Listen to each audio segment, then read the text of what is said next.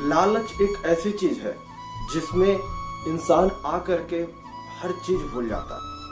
वह भूल जाता है कि वो कर क्या रहा है, वह क्या चीज है, वह काम सही है या गलत है।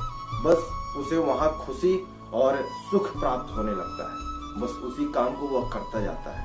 फायदा क्या नुकसान उसे नहीं दिखता। नमस्कार, मैं पीके चौरसिया आपका इस चैनल में स्वागत करता हूं।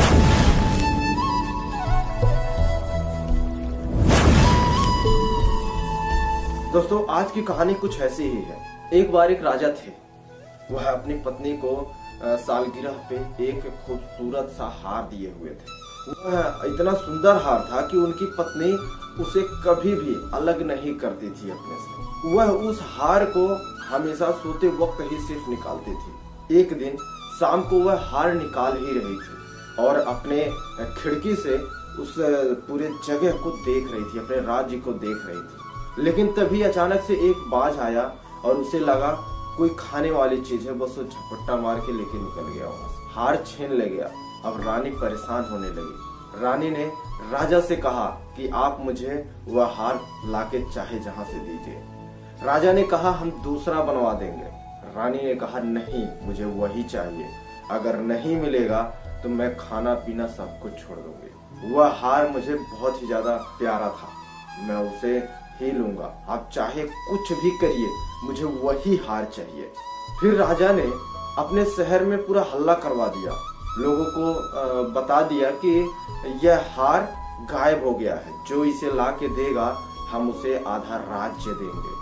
फिर क्या था, लोग तो लालच में आ गए कि राज्य मिल जाएगा। लोग उसके पीछे भागने लगे उस हार के।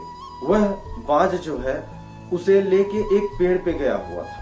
उस पेड़ पे जैसे ही वह बैठा, वह चोंच मारा कि उसे वो खा लेगा, उसके खाने लायक चीज है। चमक रहा था अच्छा खासा। जैसे ही वह उसे खाने की कोशिश करता है, उसे चोट लग जाती है और जैसे उसे चोट महसूस होती है वह वहीं पे छोड़ के उसे उड़ जाता है कि ये बेकार सी चीज है और वहीं पे हीरो का हार रह जाता है। लोग उस हार को खोज रहे थे। बस एक व्यक्ति तभी देखता है कि उस नाले में हीरो का हार चमक रहा था और दिख रहा था कि वहां पे है और वह उसे पकड़ने के लिए नाले में कूद गया।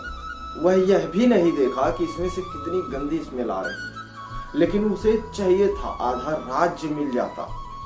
आधा राज्य का लालच वह उस व्यक्ति को कूदवा देता है। दोस्तों, ऐसे धीरे धीरे पता चला वहां के सेनापति, मंत्री सभी लोग लालच के चक्कर में आ गए। वहां उन्होंने सोचा हो सकता है कि हार मुझे मिलने के बाद मैं दे दूं तो मुझे आधा राज्य मिल जाएगा। ठीक यही बात जब राजा के पास पहुंची तो राजा सोचे कि अब तो लगता है मेरा राज्य आधा निकल जाएगा, क्यों ना उससे अच्छा यही है मैं खुद ही उसे निकाल लूं। राजा भी गए, उस नाले में कूदे। सब खोज रहे थे लेकिन किसी को नहीं मिला। पहले तो दिखता लेकिन जैसे कोई कूदता तो गायब हो जाता। फिर उसी रास्ते से एक साधु महाराज आ रहे थे। उन्होंने देखा कि राजा, प्रजा, सब कोई, मंत्री, सेनापति, सब कोई उस नाले में कूद रहा है, निकल रहा है, कूद रहा है, निकल रहा है। उन्होंने पूछा कि कोई परंपरा है क्या, यहाँ जो सब बाहर निकलते हैं कूदते हैं इस नाले में। तभी वहां एक व्यक्ति बोला नहीं, ऐसी कोई परंपरा नहीं है।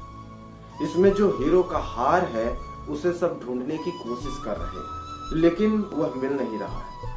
इसी वजह से और राजा ने कहा है कि आधा राज्य उसे दे देंगे जो उसे निकाल के लाएगा। तभी साधु महाराज ने कहा कि देखिए, आप लोगों ने सिर्फ नीचे देखा और उसे ही समझ लिया हीरो का हार, लेकिन आपने उसमें थोड़ी सी भी सच्चाई ढूंढने की कोशिश ही नहीं की। आपने थोड़ा सा भी नहीं सोचा कि क्या एक्चुअल में इस नाले में हीरो का हार दिख रहा है और इतना गंदा है ये, क्या इसमें अगर होता तो वो दिख पाता।